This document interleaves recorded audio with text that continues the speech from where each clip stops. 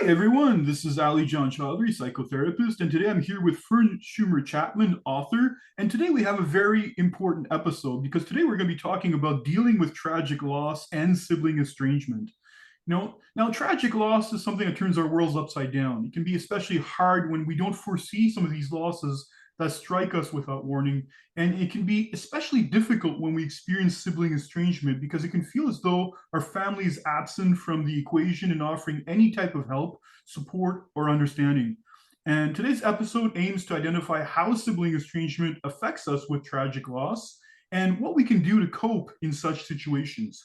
And I just want to mention that today's episode was inspired by a viewer that had actually asked the question. We do, of course, find it important for our viewers to share some concerns they may have or some questions that they can, of course, have with respect to sibling estrangement. Please feel free, to, of course, to write us or contact us when it comes to this. So, Fern, it's great to have you here. Thank you so much for being here. Always great to be with you and have these fascinating conversations. This one is an important one because I think it feeds on hope. And hope is the enemy of those of us who are estranged. And the reason is that it sets us up for false expectations, and then we find ourselves struggling to crawl out once again. And in the case of this, I think that we think, well, maybe this will be the moment when my sibling shows up for me, when I lose my husband, when I'm immersed in the pandemic. And the problem is that's not necessarily so. That's so true, Fern. I think that what you're describing is the sense that when we experience tragedy or losses, or that there's some sort of a major event going on that hits us, it can affect our overall identity, right? And when we go through some of these bigger losses, it can impact areas that shape how we see ourselves, right?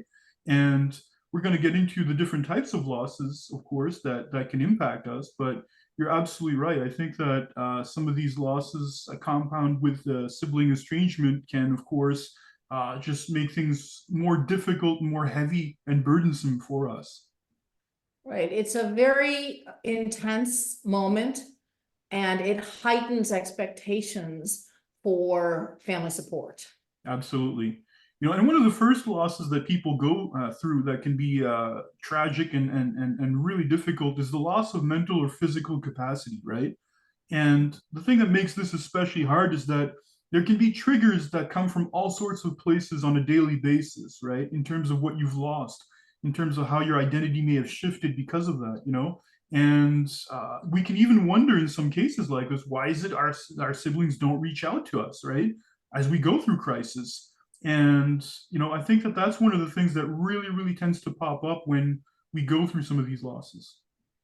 Right. There are all sorts of types of grief, from ambiguous grief and disenfranchised grief.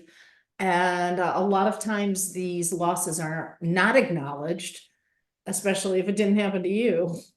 Right, exactly. And that's the thing. Some losses don't always appear, physically for some people, right? Some people, we were talking at one time about why is it that people get park in the handicap space, right? They seem to be okay, right?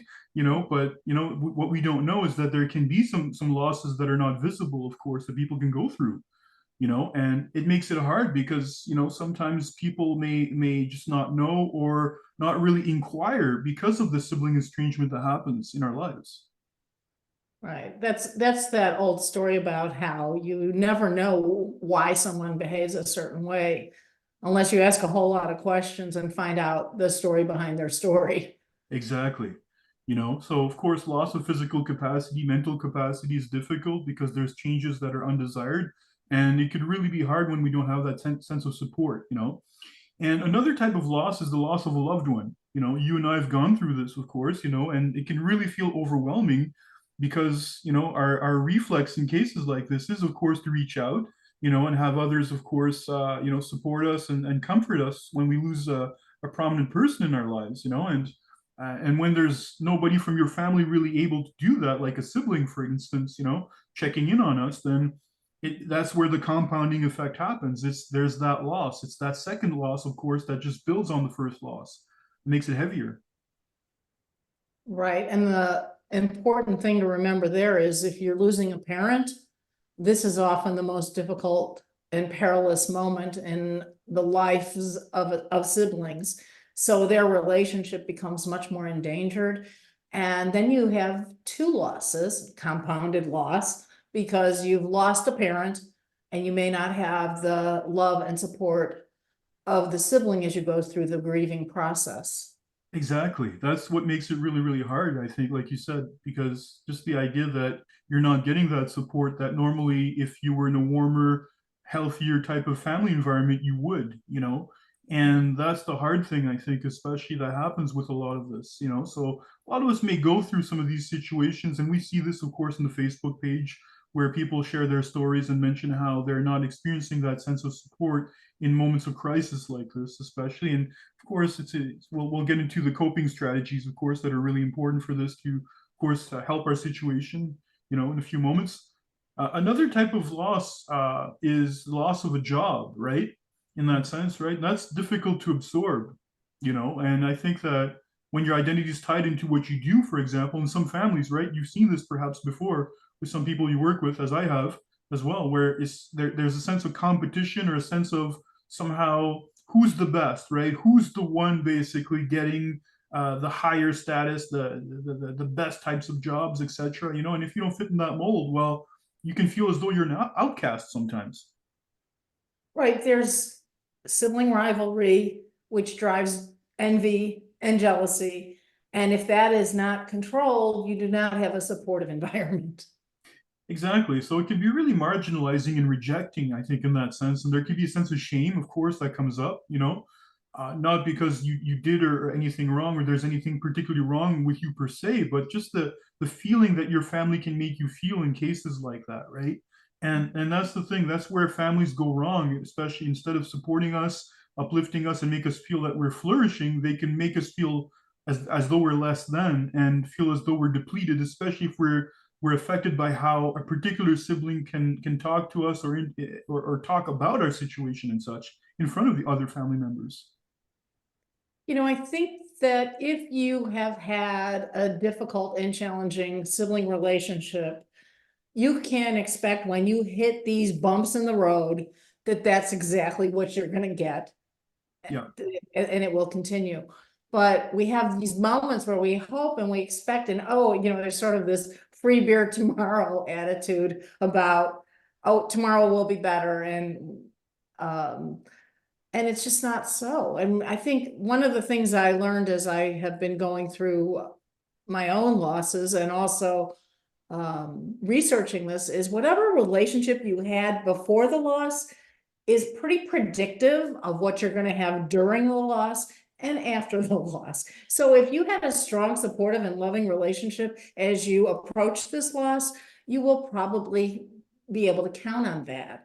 But if you didn't, it won't be there. exactly. Exactly. And I think that's the thing that's important for us to remember in cases like this, you know? So, great thing, of course, to keep telling ourselves, you know? Now, of course, another type of loss that people can have is the loss of a romantic relationship or partnership. You know, when a relationship suddenly ends or breaks down, it could be devastating to us, right? And it could be construed as like a further rejection, you know, about ourselves, right? And we can fall into a pattern of thinking as though we're not good enough or we're abandoned. And you know, of course, there's the whole clothesline effect that happens, right? That can, of course, reawaken, if you will, the failed sibling relationship that we may have had in our lives, right? And this is where judgment and pain can come in if we're not careful. You know, there's that concept of sibling transference, which is basically you have taken your relationship with your sibling and ultimately as an adult married those patterns. And so when you lose it, it can activate the what you didn't get from a sibling as a child as well. But Exactly. I also think there's another piece of this, which is when a sibling goes through a particularly difficult time, whether it's drug addiction or the loss of a family or financial problems, sometimes those challenges are simply too much. Mhm. and the sibling who feels put upon will withdraw. Yeah, yeah, exactly. So that's certainly something that we could discuss more at length, I think, so perhaps at a later time, but definitely there can be all sorts of reasons why certain situations occur, of course. So let's talk about how to cope, right? Because it's important we talk about the different types of losses we go through, but also, what we can do in cases like this. And I think this is really important in recognizing the types of dangers we can go through when it comes to this, right? Going into generalizations, and somehow going through certain patterns in our thoughts and feelings if we're not careful, and the thing that happens with this is that we can perceive these as truths, right, if we're not careful. And that's what I often have to work with my clients, is to break that apart, in terms of those negative core beliefs, to be able to get beyond that, especially. Yeah, that they're activating those negative core beliefs, and we don't really know how to stop that thinking. Mm-hmm. Yeah. So some of the things that we can do, like we were saying, basically, is the idea that siblings will be faithful to themselves in terms of past behavior. So they'll always do what they've been doing before, previously, and when we're experiencing a crisis and such.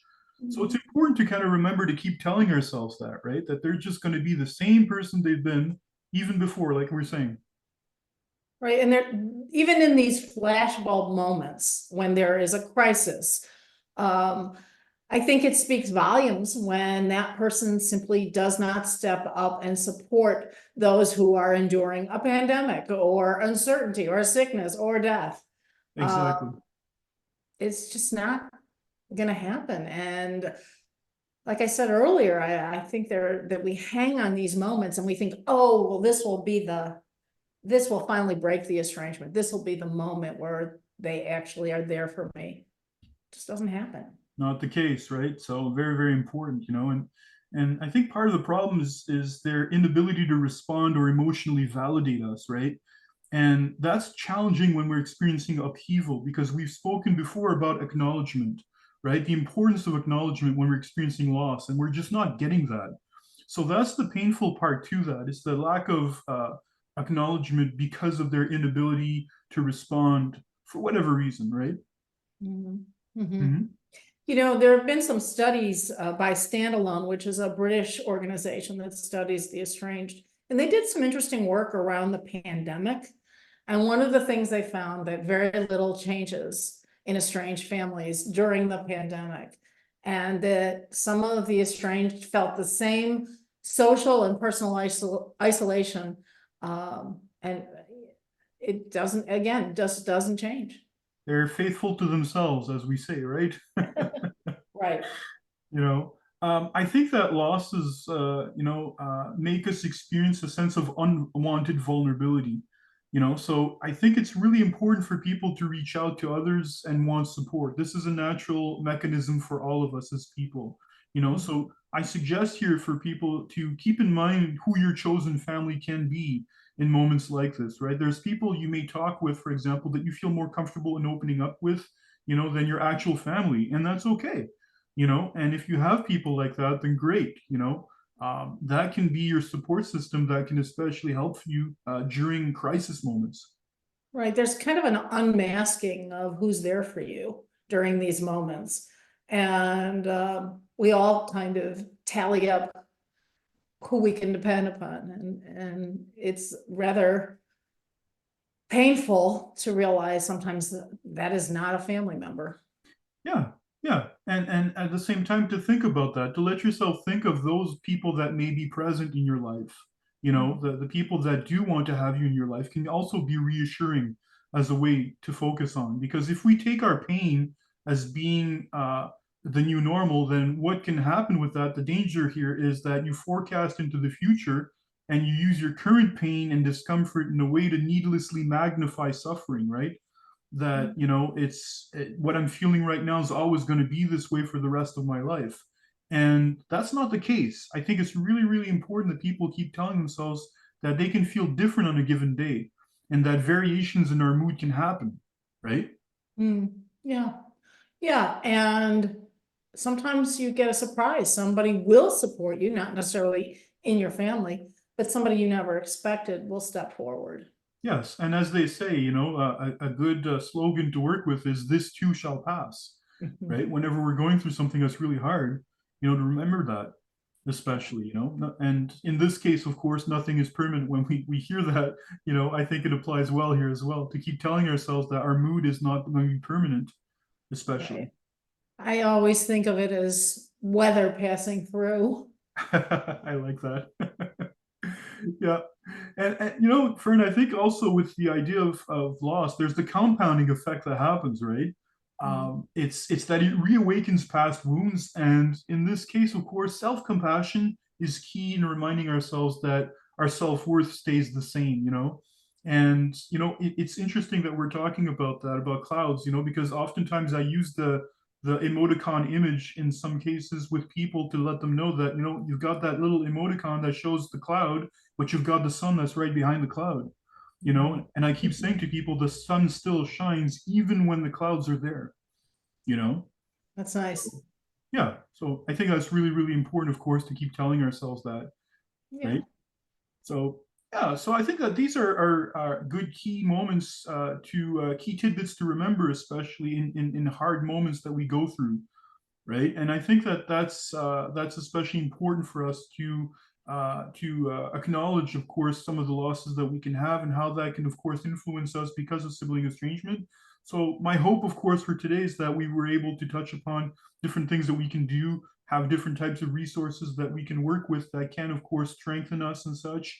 And of course, if people need to, they can, of course, reach out to us if they have some questions or how to go deeper into some of this, of course. So, Fern, we're almost out of time. Let's talk about resources. What would be your number one resource at this time?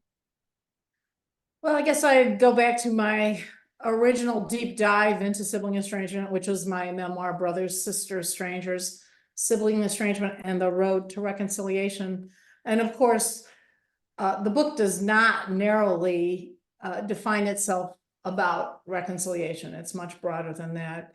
I try to capture my own experience of rebuilding my relationship with my brother after decades of estrangement, but it also includes the voices of those who don't see reconciliation as a possibility. Mm-hmm. Yeah, very important, of course. And I have, of course, my resource would be, of course, the Sibling Estrangement Support Group on Zoom. Very important. But I also have an audio file that people can listen to called the Lighthouse Technique that they can look at on my website, siblingestrangement.com. And I think that's also very important that people can perhaps listen to that as a means of exercising self-compassion. It can be very powerful when it comes to that. So I do invite our viewers to look at the information that's on screen, of course, if you want to take a look at some of these links that we're offering, places to go, of course, that can be helpful, and to continue the conversation, because we do have a thriving community on Facebook that's really, really good. And we do, of course, encourage people to take a look at that and, of course, meet people of like mind.